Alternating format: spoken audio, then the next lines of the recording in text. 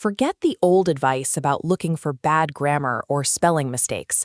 The days of easily spotting a generic scam in your inbox are over.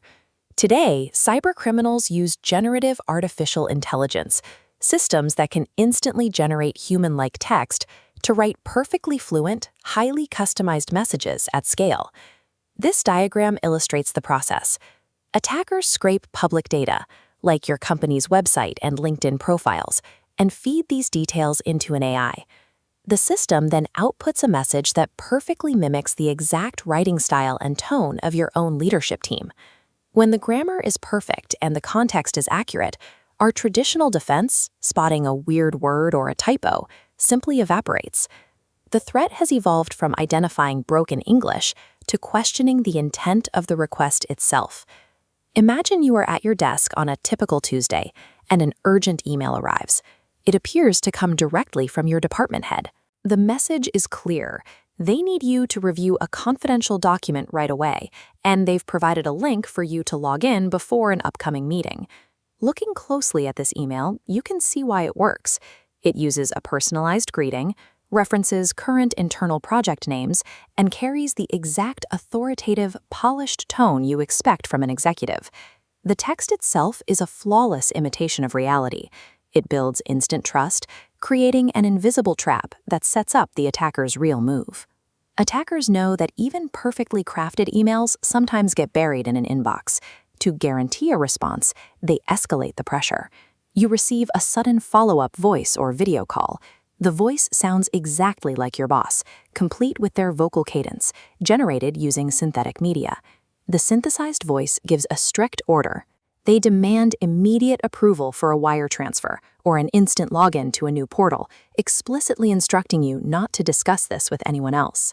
When you're forced to process a high-stakes command while a countdown clock is ticking in your head, your brain's ability to verify facts is suddenly outpaced by your instinct to obey and act quickly.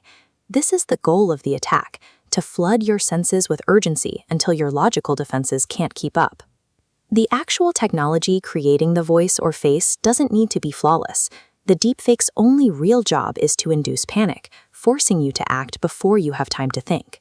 Let's freeze the situation right here, in the final seconds before you click that link or approve that payment. We are looking at a flowchart that compares the path of a normal business request against the psychological loop of an attacker scam. If we ignore the technology and focus on the behavior, a clear pattern emerges.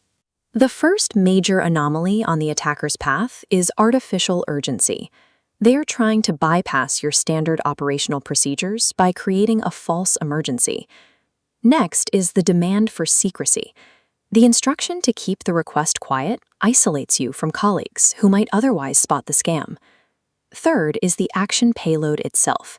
This is the tangible trap: an unexpected link, a sudden prompt to reset your password, or an unusual request to route a payment. Finally, the attacker's path relies on instructions that break established company protocols for handling sensitive data or funds. This gives us a universal rule for modern cybersecurity. No matter how perfectly an executive's face or voice is replicated, if a request combines sudden urgency, demands for enforced secrecy, and a sensitive action payload, it is a hostile anomaly. Unpausing the scenario, the employee feels the pressure but refuses to comply with the deepfake's demands. The first critical step is simply to stop. By detaching from the emotional pressure and refusing to engage with the link or the voice on the call, you cut off the attacker's momentum. Here we see a split screen comparing the attacker's incoming external call interface against a secure internal corporate directory. To verify the request, you must break the communication chain. Reach out to the executive directly using a known, trusted secondary channel like this official internal directory. Initiating an independent verification through a trusted channel instantly shatters the illusion. The real executive will simply tell you they never made the request. The final necessary action is to report. Instead of just deleting the suspicious email, forward it immediately to your internal security team. This network diagram shows the impact of that single report. By alerting the security team, they can isolate the threat node and deploy defenses across the entire organization, blocking the attack from reaching anyone else. Stop the interaction. Verify through a trusted channel. Report the incident to security. These 3 steps form your ultimate cognitive defense against advanced social engineering. Artificial intelligence can flawlessly simulate reality and clone voices with terrifying precision, but it cannot bypass a human firewall that has the discipline to pause, question the context, and verify the truth.